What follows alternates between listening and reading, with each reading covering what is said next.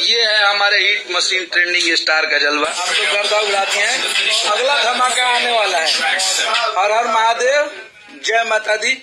और 8 दिन में भोजपुरी में बहुत बड़ा रिकॉर्ड आप लोग बनने जाएगी। तो दोस्तों तैयार हो जाइए, भोजपुरी के दबंग स्टार खेसारी लाल यादव जी का एक और धमाका आने वाला है आप सभी के बीच। नींबू खरबूजा 2 की अपार सफलता के बाद खेसारी लाल यादव जी का एक और बहुत ही ब्लास्ट गाना आने वाला है। इसकी जानकारी दिए हैं राइटर अखिलेश कश्यप, जो कि वीडियो के क्लिप में सुने होंगे, या तो राइटर अखिलेश कश्यप के फेसबुक पेज पे जाकर सुन सकते हैं, क्योंकि कल अखिलेश कश्यप लाइव आए थे, जानकारी दिए थे खेसारी लाल यादव जी के नए गाने के बारे में।